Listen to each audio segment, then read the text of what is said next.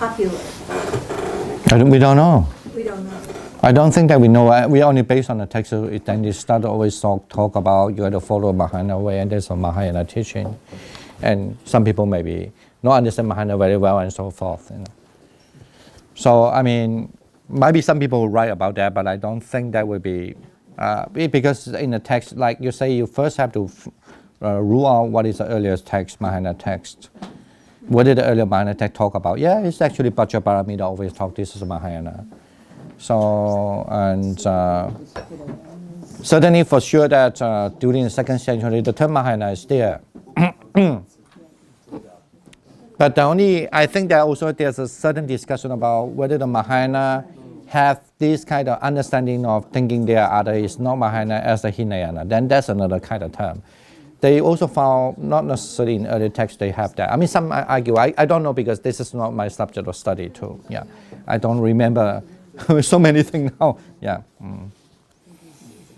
In other words, I want to say when they talk about their Mahayana, they not necessarily say the other is Hinayana. So, but some Buddhist texts is very clear. They say that anyway. Okay, we can resume the class. Yeah. The traditions. Yeah. So I'm going to read that. Yeah. The traditional Buddhist, Indian Buddhism that resists the Mahayana vision.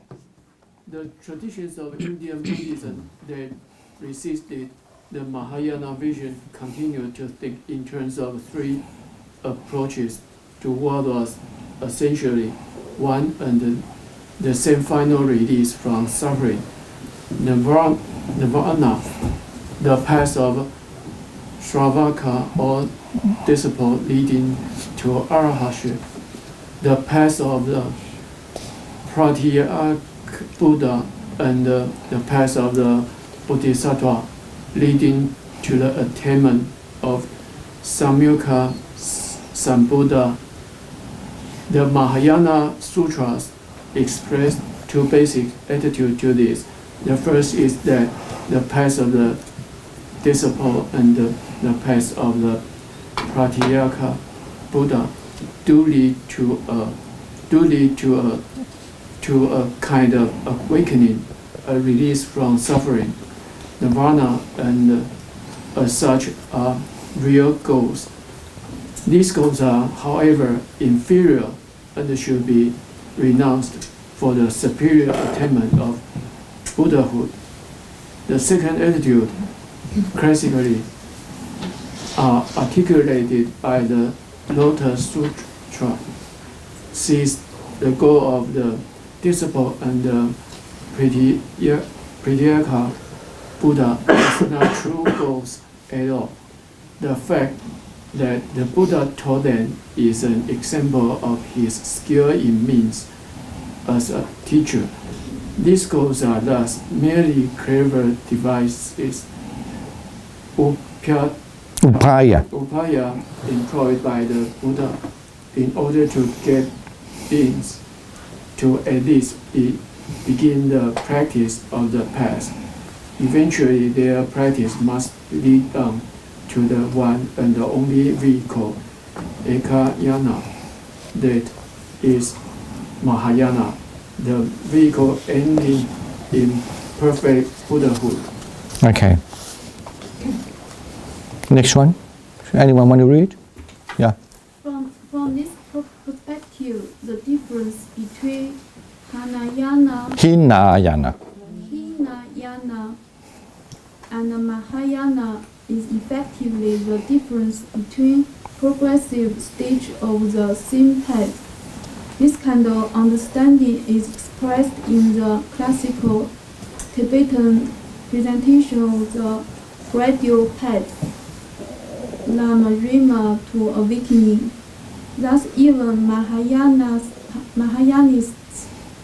people who accept the Mahayana vision, do not necessarily begin their spiritual practice with the motivation of the Bodhisattva simply established in their hearts. They must first undertake various practices in order to arouse and cultivate this motivation in the form of the mind or awakening. Buddha No, bodhicitta. Chitta. Spiritual practice begins by letting go of the delights of this world, by absorbing a sense of the pain and suffering of samsara. No, samsara. Samasara. No, samsara. Samsara. Samasara. No. Sama is different meaning. Samsara. Samsara.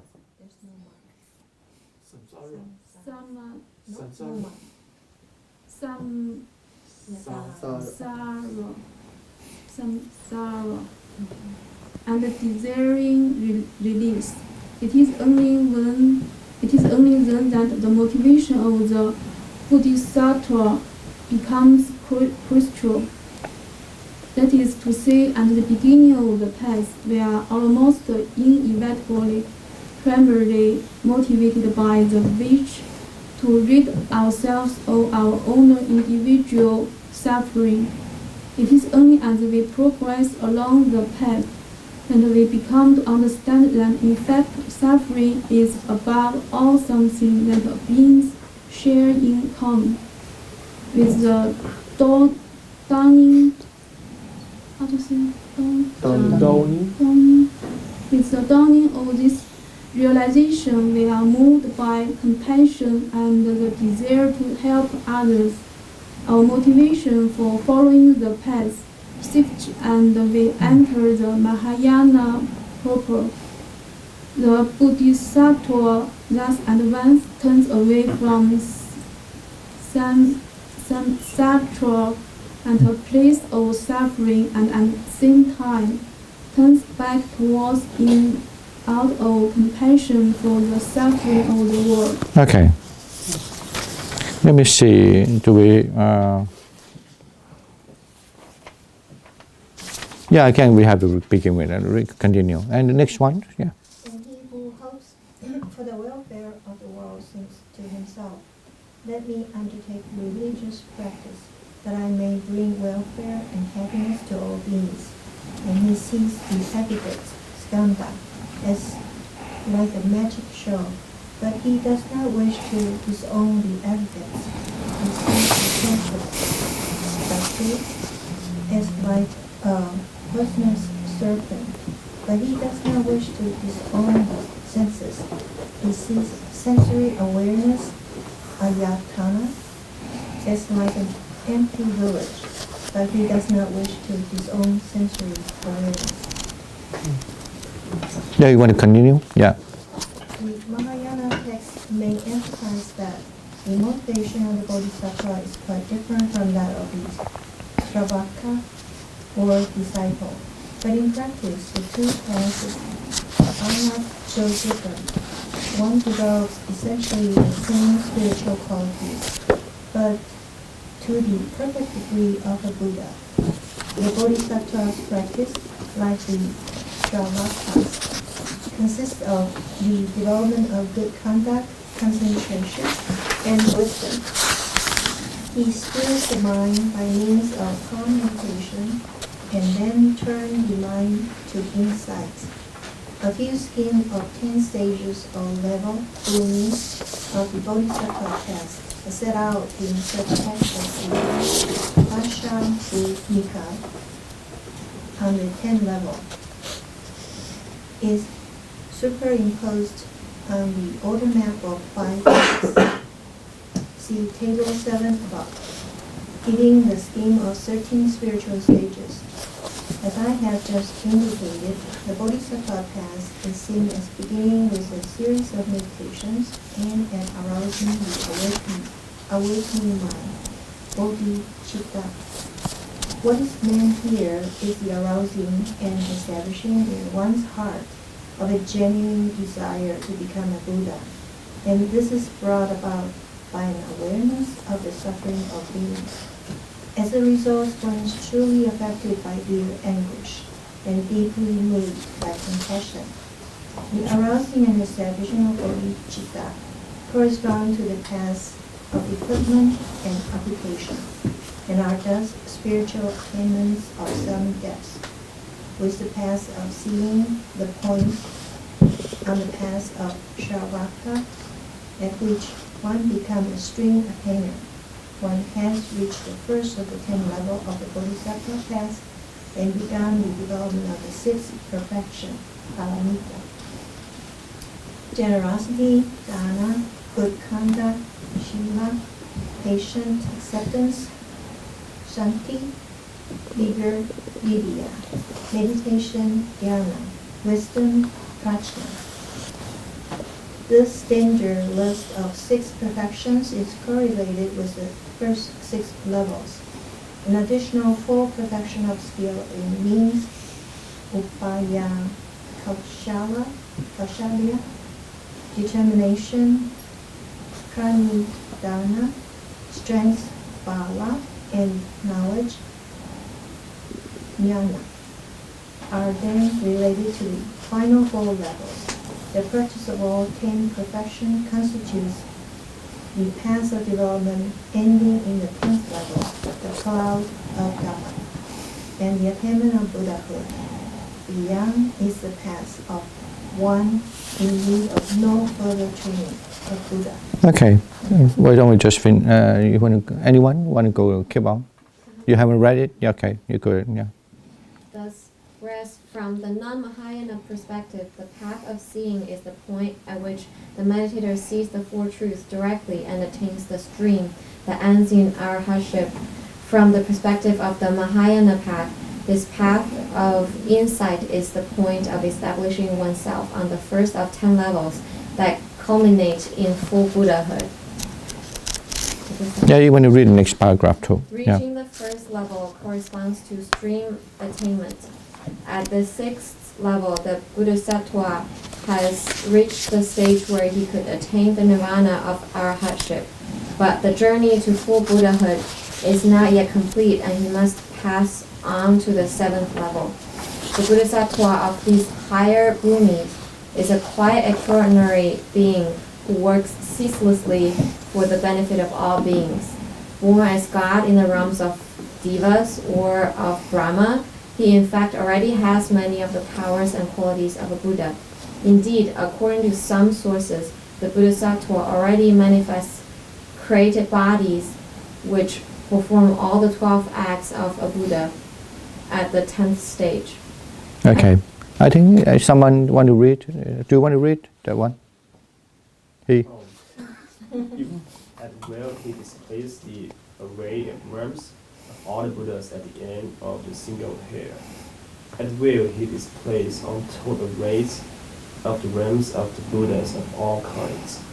At will in the twinkling of an eye he creates as many individuals as there are particles in untold world systems. In the rising of thought he embraces the 10 directions. In the moments of thought, he controls the manifestation of innumerable process of complete awakening, the final nirvana. In his own body, he controls countless manifestations of the qualities of the Buddha fields of innumerable blessed Buddhas. If this is what 10th-stage Bodhisattvas do, then what do Buddhas do? The short answer is much more of the same, such that one cannot properly begin to conceive of what Buddhas truly do.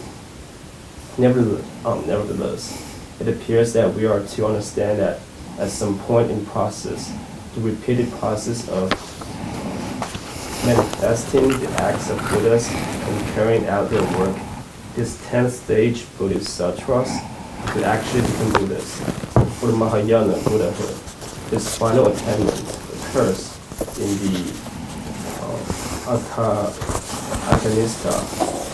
Akanista realm, the highest of the pure bodies. Okay. Abodes.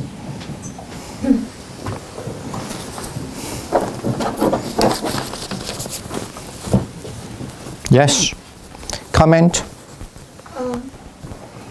Just one thing I didn't understand. I think my understanding is that it's a saying that the only in the human realm that the Bodhisattva become Buddha. But in here it says in the pure gold, that the Bodhisattva become Buddha. Yeah, I don't know where it come from. Find this also. Because that's the first time I see that. No, but for sure this is not only. No, I forgot where. It could become a Buddha in a pure boat, but no. But I didn't mean that he didn't say that. I mean, I want to say in Mahayana, yes, it did also have say that in the pure boat as well.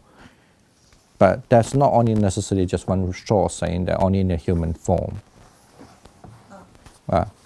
Even in the Theravada tradition. No, in Theravada, no. Of course, Theravada never talk about the Buddha, where I mean, that's where they have to attain to Buddhahood.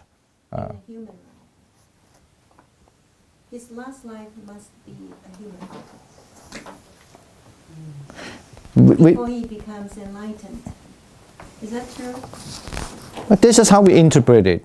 Right. I mean, I don't know. I don't do the research on about this Buddha anyway. My understanding, I remember only. I cannot say for sure because you have to understand. Sometimes when you hear something, when they say that it has to be a human, did the text say so, or just people say it? I don't know. That's why I couldn't tell you. I want to say I couldn't tell you that. Yeah. But in the Mahayana text, it did also, because the Mahayana talk about being a Buddha, it's not only in this word, what we call in this word, it also can be other words, and that's also somehow, I forgot where I did mention, could be a Buddha in the pure abode. I want to say that. But this sentence still sounds very awkward because he say, but for the Mahayana Buddhahood, his final attainment occurs in Arkanista, rhyme the highest of the pure abode. I don't know whether it's a mistyping or what, I don't know. Because that statement sound only that Mahayana understand it, where someone can be a Buddha only in the pure abode. I mean, in the sentence. I don't think so. Yeah, certainly. Yeah. But pure abode can be a Buddha. I guess it's Mahayana mentioned that too. Yeah.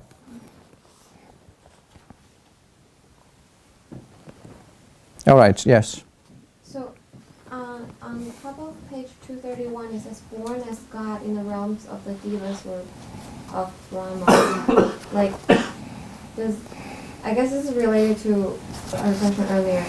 Does this mean that Bodhisattvas would be born as God in the realm of Devas, or because after reaching level 6, they're like equivalents of having reached nirvana or arahantship, which means like I guess like they got rid of all the like. No, did he say that number 6 you could do arahantship? At the 6th level, the same paragraph on the page before, at the 6th level, Yeah, the Bodhisattva has six. reached the stage when he could attain the nirvana of arahantship. I don't know. Maybe because when I look at his sources, he was say like he based on the book. It's a Tibetan by what is his name? No. Let me just see. He has written here. It's Kamalasila. Kamalasila. And Kamalasila books, especially in the Gelug school by Shongapa, of course, is the path structure. It's based on the Kamalasila treatise called the Stages to Enlightenment. But the Chinese have one earlier translation. But funny enough, the translation is very, very different from the Sanskrit and the Tibetan. And a lot of people argue that actually the translator is a very bad translator. But I think I have to say yes in a way because really bad translation. Because even though you might have a different retention, but it couldn't be really far different. You could argue maybe he doesn't actually translate the same text, but that language is really very strange anyway. Because why I want to say that I did actually read the Sanskrit. I didn't read the whole, but I read 2 chapters on that, the Chinese and the Sanskrit. It's really, really weird translation. But in Tibetan, of course, it's very popular, the text, especially if you study Gelug school, that's by the Kamala Sila. Yeah. But I couldn't tell you exactly because I didn't finish the book and whatever. That really maybe they say the 6 is equivalent to Arahant according to here. Maybe he put it wrong, maybe it's true. But in Chinese general understanding, it's not 6, it's the 8. It's the unshaking. 就是我们叫不动地. Sometimes we translate as not only 不动, 第八地,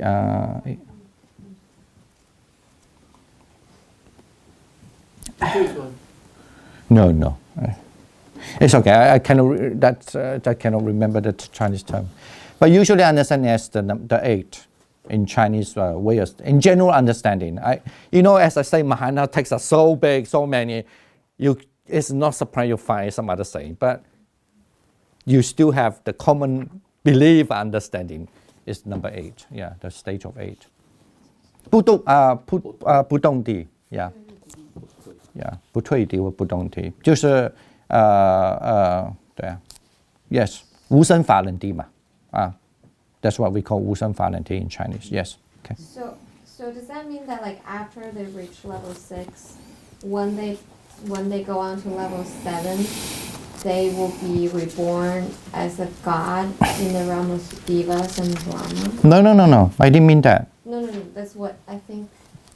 I think you read. The problem is, I guess, sometimes when we write something, we cannot cover everything. I think. I don't. Maybe you can argue with the sentence. That's what he mean. I don't know. I couldn't talk that, but I just want to say, it doesn't mean that way, or maybe he will put it wrong. I don't know. I couldn't. Maybe best to put it this way. I understand it's not. It doesn't mean that way. I don't mean the English now. I don't want to say what he said. My understanding. That's I'm reading the reading. You could argue he did it wrong or whatever. I don't know. We can write to him again about that. So but as I say, I couldn't tell you because you never know how the other text say. If it's based on the Tibetan Gelug school with that text counting the stages, because that's how the foundation of whole Tibetan, especially Gelug school like Dalai Lama and those school. And I don't know that text, how did they say. If they say that, maybe that's what it means. But my understanding in general, Mahayana, not necessarily in that case. Yeah. So like what is your way of understanding the born as God in the realms of the Devas and Brahma? I don't know what's your question here. I said that we don't know. But what's the question about? I mean, what exactly is the question? So like, Bodhisattva can be. Like whether their last life has to be on Earth or not. Like we don't know from like the answer to the previous question. I'm wondering if like after they reach level 6 or level 7, or whatever. Do Bodhisattvas go to the God realms and be reborn as Devas or Brahma? Maybe according to this, what he understands, yes, that's what he means by that. I mean, he's not attained Buddha yet. So, as I say, I couldn't tell you exactly, with that text, what so it's very clear he referred to the Kamala Siddha's work. And actually, I have to say, in Chinese, none of people, unless you really read Tibetan or in general in Chinese study, they don't refer to the Kamala Siddha work. So, I mean, this I need to point it out. Okay. What is like created bodies? Dharmakaya? Is that mean Sambodhikaya? I mean, this is a big subject. If you like, I can send you one article I write. Because it's Mahayana, one of the difficult terminology or difficult concept is about the three body. And then and there are so many ways of saying that this kind of three body, how they form. One is what we call this, what you in original term already? It's okay, let me just think. No, Sambodhikaya is the body that actually become a transformative body. So, and then you have one of the body which is the most pure with the knowledge, is called the Dharmakaya body, Fa Shen. And then the another kind of body is called Sambhoga. It's mean Huashen. It's the body which it's mythical body. Maybe I like to use it. It's not mythical, but in a scientific point of view, it's a mythical body. It's the body that certainly must have a certain quality so that that body can exist anywhere, kind of like that. Well, but the problem is, my interpretation, what do you mean by exist anywhere? Does it not locate in one place or what? It's not the matter. The matter is because you can see him as that kind of body if you have that with eyes. That means the eye with the wisdom. That wisdom must be the Brajaparamita, mean the wisdom. So that's why he means exists everywhere. I don't mean that in terms of location, because that's beyond what we are talking about a location. That is a Sambhoga Gaya. And there are also, as I said, study Mahayana is very complicated, very, very complicated in a sense. At this Sambhoga Gaya, in what stage you have to be reach a Sambhoga Gaya, still there's no uniform answer. Okay. And one more. So in the smaller text, he's like, I will in the twinkling of an eye, he creates as many individuals as there are particles in an untold world system. In what way do they mean create individuals? I don't know. This is a lot of Mahayana text is really complicated. That's why he said it very nicely in a way. It's almost like at the end, the answer is also kind of, that's why in Mahayana here, because since I think Rupert is not trained in Mahayana in a certain way, in his scholarly he studied something about. But it's a good way just to know what the question is going on, However, the one thing is, usually Mahayana, when you ask this kind of question, one of the very popular terms is called aboha, mean beyond, 就是 不可思议 不可说 incomprehensible. Yes. I can also answer you the same thing. It is incomprehensible. Or sometimes it's aboha mean 不可说. It's beyond language. It's beyond general conceptual understanding. Okay. Actually, somebody who write a PhD thesis on this and been publishable. Incomprehensible? Yes, and it's 不可说 is mean unspeakable or beyond understanding. That certainly have to relate to incomprehensible. Yeah, one PhD. It's not easy to write that. His thesis was about the term 不可说. 不可说. 不可说 and the whole paper is just like 不可说. Of course, it's not that easy. Come on, let me tell you, in the Europe or in the Western way of study Buddhism, to do a PhD, at least 6 to 8 years, okay? At least. If you tell people, I finished my Buddhist research, my PhD, only 2-3 years. Yeah, they are. I don't want to say which country. We don't believe that quality. We never. Never. It's not. Unless you are really like Shonka Bao already. And there's exception, like Dalai Lama or what, of course, he could easily write something really fast because how long he been studying in farm, he's little kid, So that's different. Yes. Yeah. On the page 230, the 230. 230. Okay.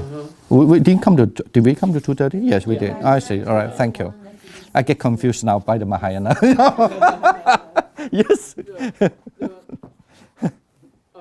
In the lower middle portion, there is 6 perfections. Why does the last one, jhana, the author translated that into knowledge? Jhana? Prajna? Knowledge. Prajna is... No, that's not jhana, just yana. jhana. No, that's yana. 6 level. Yeah. Also, that is not a jhana. That's yana. Yana 就是知识啊. So that's different. Not jhana. Different word. No. Looks so similar. Oh, yeah. Let me just write the jhana and yana. No, just write that. It's easier. Jhana is like that. To be more precise, Yana. 哦，我老花了。 But I think to be more precise should be Yana because I think this is a feminine word. It's okay. It's a feminine. It's not. It's Yana is a feminine. 哦，我以为那个是。 Anyway, no. Okay. Yes. Good. That's not Jana. That's Yana. Yes.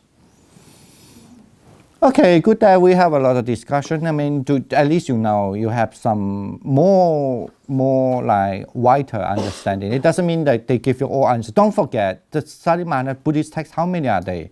How cannot contain every information here. Okay. But you have a general understanding. That's how the Mahayana approach and Cow might be, not necessarily all you have to believe in the whole. This is not the book about Mahayana. You can write the whole book about Mahayana in detail. And then you could still find there's a lot of varieties, different understanding of Mahayana. Anyway, here you have a general understanding, the difference between the Mahayana and the Hinayana, or so-called the Shravakayana and other. Okay. Otherwise, we come to the Transcendental Buddhas. Oh, that's a big subject. And there's no any other question, comment? No. Wow. This look like this topic is studied faster than Abhidhamma. Okay. Now, do you want to start to read the Transcendental Buddhas? Okay. Yeah.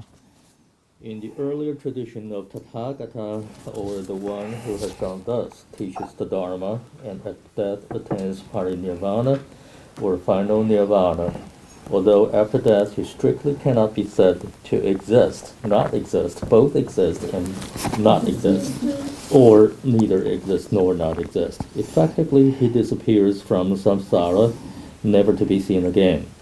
The Buddha of the Mahayana, however, continues to be present and in some way active.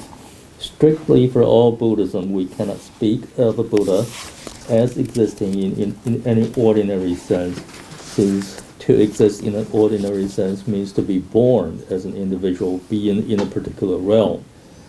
Buddhas have precisely transcended the round of rebirth, so cannot be said to exist at a particular time and place as individuals. For the Mahayana, becoming a Buddha generally involves attaining what is characterized as the unestablished or non-abiding nirvana. On the one hand, the knowledge of the Buddha that sees emptiness is not established in samsara by ceasing on birth as an individual being, for example.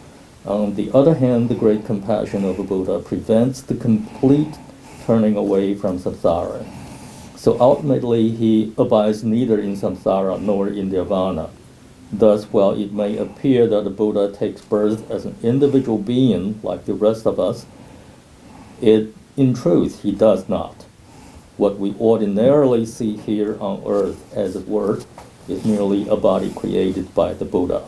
Oh. Adamana Kaya. Where is the Buddha really? Okay, thank you. Good question.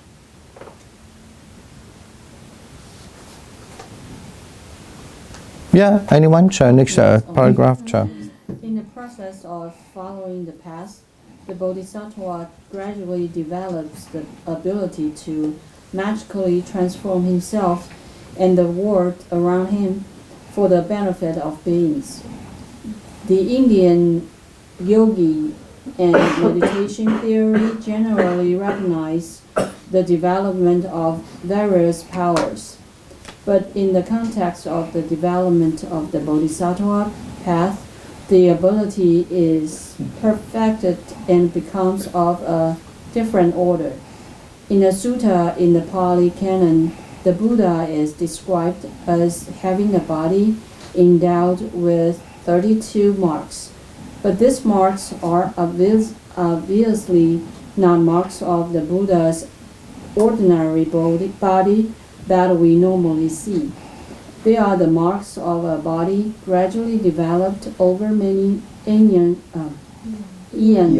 by the practice of perfections. Again, various kinds of subtle bodies are universal to Indian meditation theory. For the yogin, his other body, even if more subtle, developed and experienced in the stage of meditation, comes to be more real than his ordinary physical body. So there is a sense in which the yogin gradually becomes this other body. For the bodhisattva, the end point of this development is the enjoyment body, Sambhoga Kaya, of a Buddha teaching the Dharma in a Buddha field, Buddha Settler. etc. This enjoyment body is closer to what a Buddha really is and may indeed be seen by some. For the rest of us, we must be content with the grosser manifestations of the Buddha's bodies of magical creation, Namana. Yet the enjoyment body is, again, hardly what the Buddha ultimately is. What a Buddha is in himself is the Dhammakaya. This expression originally seems to have meant that a Buddha is ultimately the Samkhaya of perfected good qualities, Dhamma, that constitute a Buddha. But the expression comes to be interpreted, at any rate in the Yogacara tradition, as referring to the ultimate truth of the way things are, the eternal, unchanging truth perceived by a Buddha. Trustness, tathata, thusness, tathata. Buddhas in the world, nirmana kayas, come and go, live and die, as Gautama did in the 5th century BCE. Cosmic Buddhas, Sambhoga Kayas, spent countless eons teaching in their pure lands and manifesting Namana Kayas. Strictly Dhamma Kayas do not do anything at all. Okay, thank you. All right.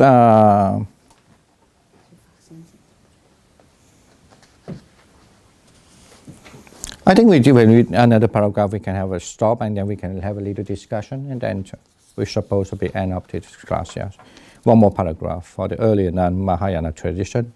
For the earlier non-Mahayana tradition, there can only be one Buddha at any given time, and we must wait until his teaching has disappeared for the next to arise. Previous Buddhas, although recognized in the object of devotion and rituals, are, like the Buddha Gautama, doctrinally at least beings of the past rather than the present. Maitreya, Palimetteyya, universally acknowledged as a bodhisattva who will become the next Buddha, must already be far advanced along the path. But his time is yet to come. For the Mahayana, all this changes. The notion of the Sambhogakaya is developed and exploited, emphasizing that there must, in the infinite universe, be Buddhas now teaching in their pure lands and Buddha fields. These Buddha, the unshakable Aksobhya, and medicine Buddha Basajja Guru, and the boundless radiance of Amitabha. And their lovely pure land are accessible to us through either meditation or rebirth.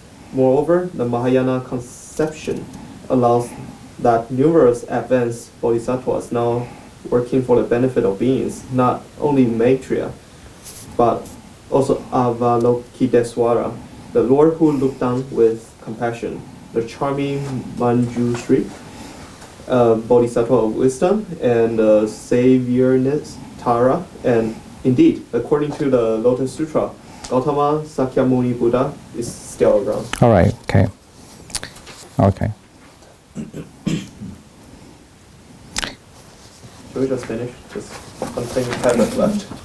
Just one paragraph? No, that's a long one. Okay, if you want, you just keep on it. Anyone want to read it? The development of the worship of various Buddhas and Bodhisattvas is a feature of Mahayana Buddhist practice, and it continues especially in East Asian Pure Land Buddhism and in Tibetan Buddhism.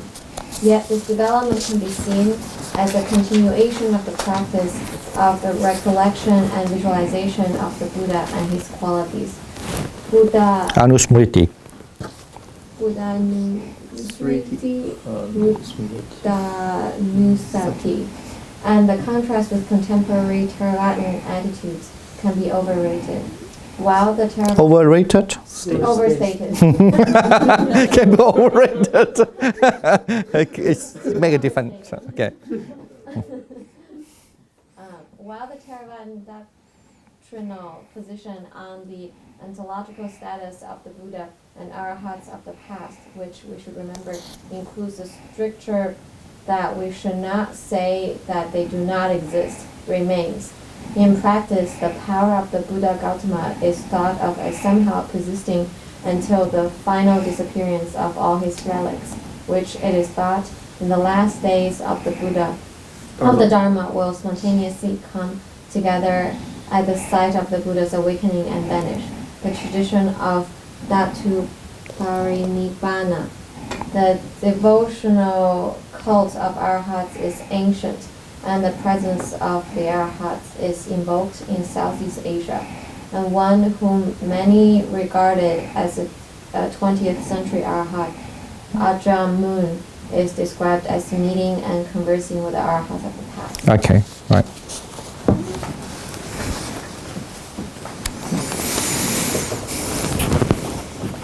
Yeah, we have about 10 minutes. Any comments? And don't try less ask the question than information that you think. Yeah. I mean, I'm just joking, of course. If you, think that. Yeah. Yes. 如果他们没有问题，我问一个简单的。我常看到有一个字哦，烦恼，怎么拼起来很像是 nirvana？ No, 烦恼 is mean pleasure. 不是我看到有一个很像。No. I don't know that, but I can tell you the word 烦恼, unless there was really, never have any different translation. Maybe yes, I can remember, but in definitely large generation, I mean in most of the time, the word 烦恼 is pleasure in Sanskrit. 也许不是烦恼，就是有另外一个字。Pleasure in Pali. Yeah. 可能不是烦恼。 Yeah. 就是 something like nirvana, similar to nirvana. You mean the 烦恼, it's a word similar to what? Which word? 不是。 It Okay. starts with N, I think. Yeah. I know what you're talking about. No, about what? Yeah, there's. I'm trying to find it.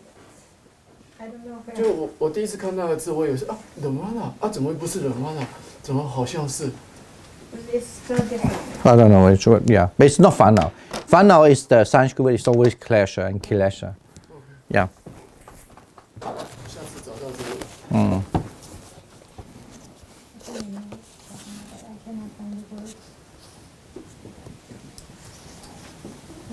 What is the devotional cult of Arahats? What does that mean? 很像这个。 I have to see the whole context. I think he did say.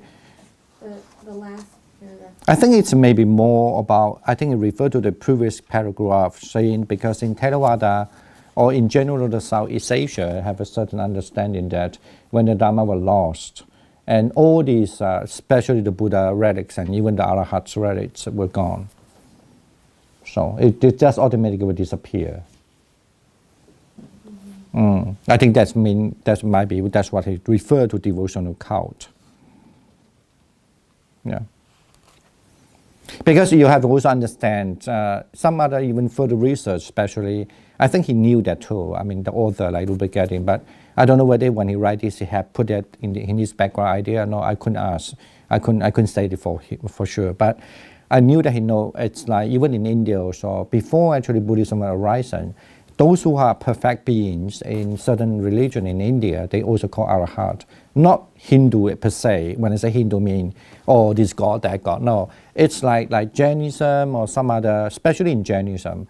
Because Jainism actually established, even if you look at the life of the Buddha and the one who are kind of contemporary time to the Buddha, as the, what is his name? Nigandana Buddha, but in Pali, but in general they call them as a Mahavira. And he also even though he has other names, but one of his honor him is called Arahat too. So that's why I guess he mean the cult of Arahat mean those are really believe that the most powerful practitioner in the earth now except the Buddha, and that somebody who are perfect even in a certain other religion in India. So they are the Arahat actually means somebody who are really the most worthy to worship, to offer, to respect. So, and that is cult mean, I don't know, depend. I remember when he used this word, even in our class when I was in study, that time, some people also didn't like the word cult anyway. But it's so, I forgot how he defined that. He might be also thinking he should change it if there's a possible whatever. But it's kind of like there's a kind of tradition going on and how they understand the relic or certain others. So yeah, it's less than really like doctrinal or the philosophy. I think there are some movement in that. Some people who do that in China, I think, because they would say certain saints in the past had this mummified relics in certain temple, and people would just go to that temple and worship and everything, almost like cultish behavior, instead of studying a doctrine, teaching or yeah, but this here is not referring to that part. No. He was just saying about the Dharma was lost, and then when the Dharma lost, all these kind of relics were also gone. So, and that's why in the Southeast Asia, and unless the Indian change, the whole Buddhist worshipping tradition gone because of, they lost that. And then otherwise they still sustain, for example, like Sri Lanka as the one, that worshipping the Buddha's relic is really important. And if they have their Arahant relic, it's also like that, As far as the relic is still there, the Dharma is always still there. But only if the relic is gone, then everything gone. That means that show that Dharma has gone completely. You don't, because in Chinese, especially Chinese, that's why you could see that how this, in Chinese we don't have the concept at all. Never. We don't have that concept. As a Chinese, no. Yes. What you have? Well, I was going to say that if Dharma's gone, so then the next Buddha is going to come, right? not right away. No, not right away. He's not going to say My that. train is waiting there. Not like he's gone and then the next day the next Buddha. So no, not right. Waiting there to come, right? So Yeah, he's waiting. he's in Kusita heaven waiting for the next one. Mhm. On the rocket. Waiting to launch. Nobody wants the Dharma gone because the reason is it's different from the other concept of like salvation. It's not because when the Dharma gone, so the next Buddha, according to the Buddhist understanding, he doesn't come right away, and you should have to wait for billion years or even not billion years, say, yeah, eons, so like that. Yeah, so.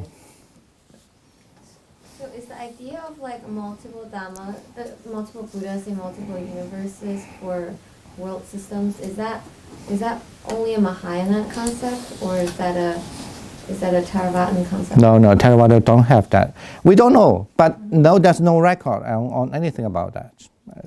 Because when you study Buddhism, you cannot say because somebody believe. It's any textual commentary, at least commentary say something. None of them say anything about that. No. So there's only one Buddha and he's on earth. It's mentioned there already. No, it didn't say that. That commentary never say there's only one Buddha on earth. Okay.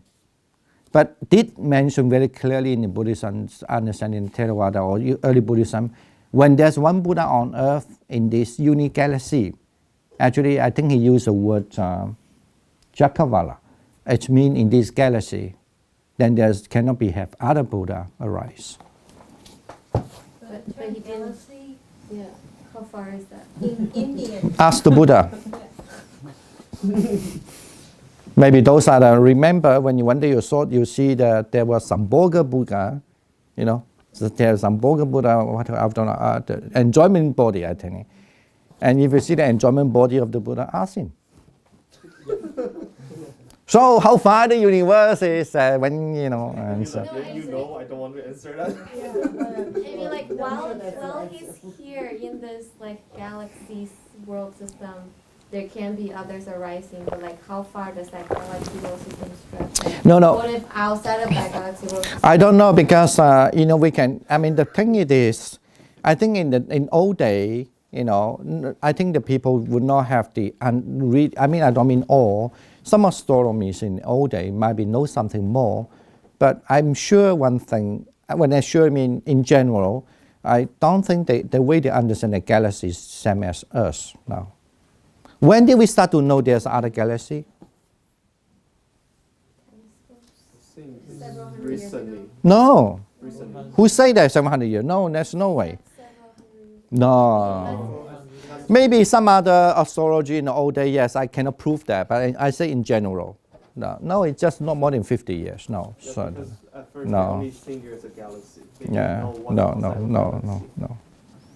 But in the Buddhism, why I want to say, I suspect it's a galaxy because according to the description, but this is just my suspicion. I'm not an astrologer and I'm not the audience. I don't know. But according they say, when the time the Buddha will predict that he can be the next Buddha, and he will not be born in any other Chakavala. Okay, Chakavala directly can translate as mean the Chaka means the circle or the wheel. Vala means the boundary or the wheel. Take the wheel as like that. Okay. Vala or mean the wall of the wheel. It literal translation, but someday the people had lots of different translation. I couldn't tell you those things. What does it? But he did say that very clear in the commentary. When the Buddha was predicted, when he could be Arahant, but he didn't want to, and he was predicted he can be a Buddha, and like the Buddha Sakyamuni one day. At that time, he would not born in other Chakavala. Okay, and he would not born. He only would born in the place he was predicted as the Chakavala, the place in the Chakavala. And he would not born in between the dark place also. The dark place. That's why I think that's maybe, to me, because my understanding of the galaxy is, and then there's a far away, there's another dark place, and then there's another galaxy. So that's my interpretation, but I couldn't tell you exactly. Only the Buddha could tell you. So. And does Theravada tradition also have a concept of like more fash? No. Yes. But the problem is in the Pali Buddhism, the term of the end of the Dharma refer to the end of the Arahant. When there's Arahant completely gone, then there's no more. That's the time of the end of the Dharma. But it doesn't mean the end of Dharma means complete gone.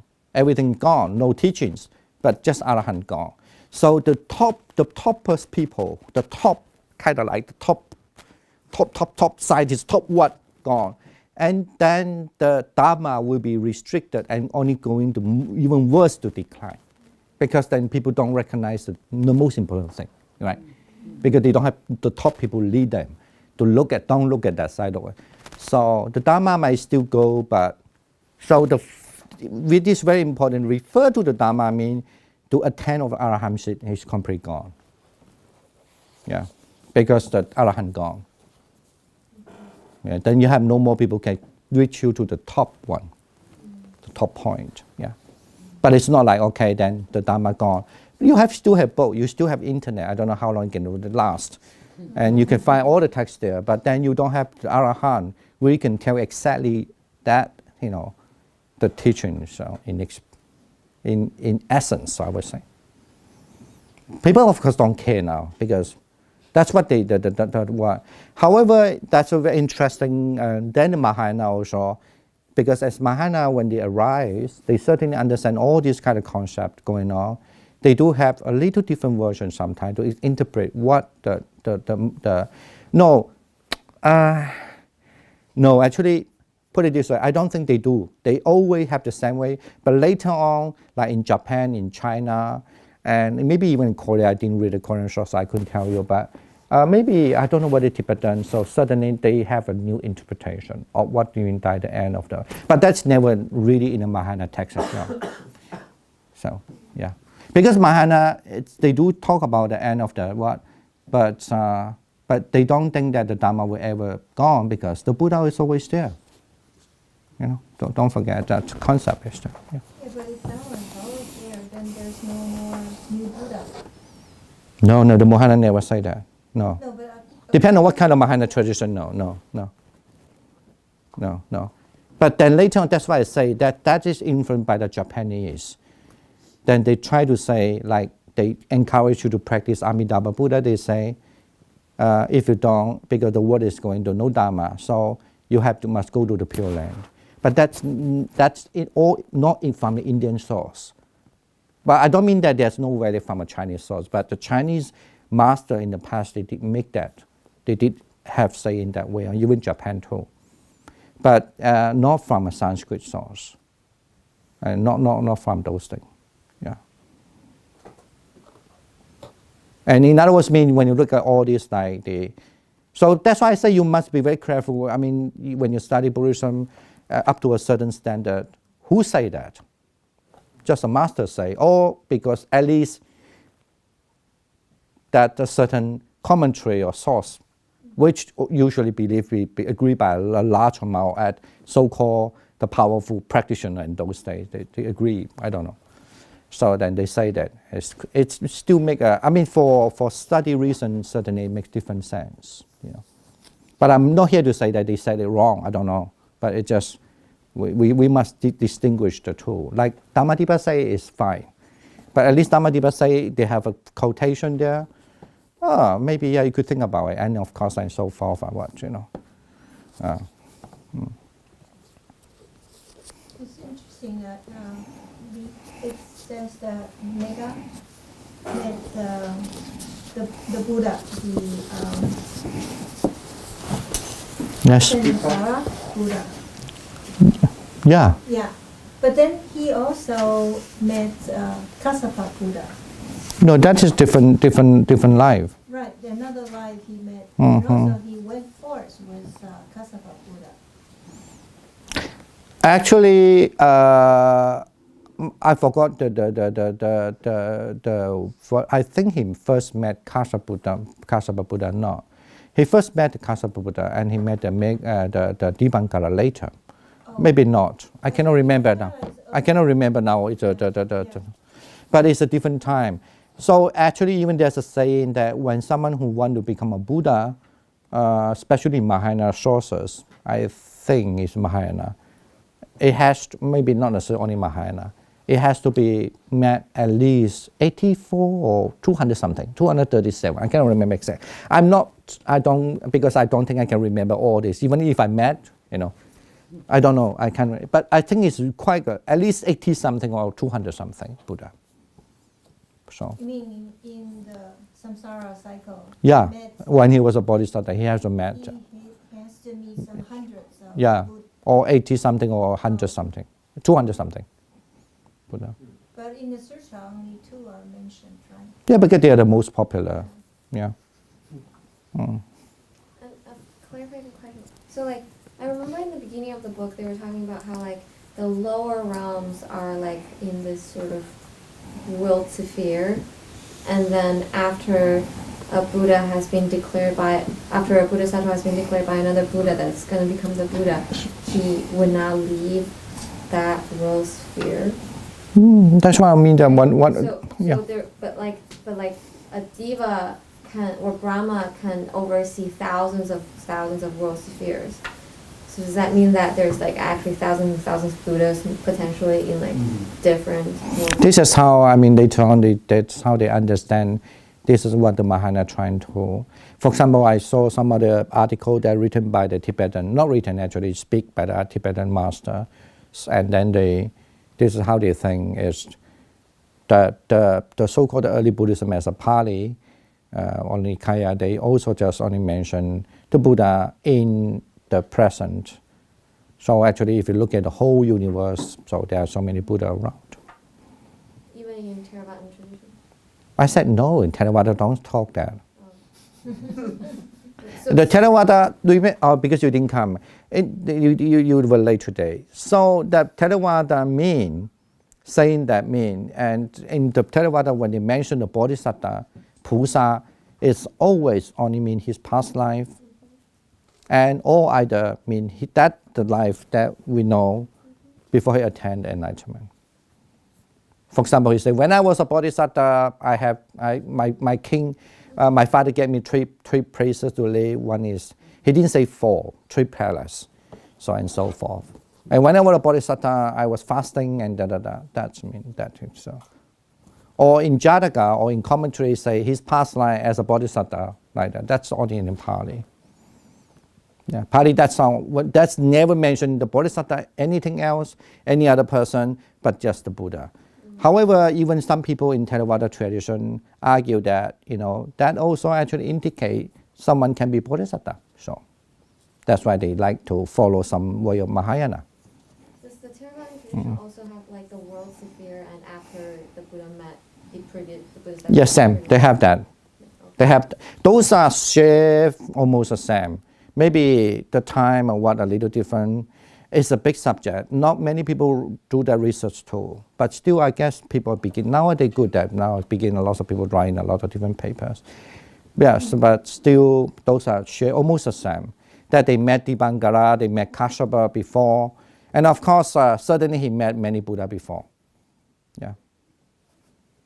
But only few of them are more famous. Yeah. Okay, I guess we should wrap up the class today. Good that we have a great discussion. And I think we should let wrap up the class. People, if they want to go, they can leave. Yeah. Yes. Well, thank you. So do the transfer marriage. Yeah.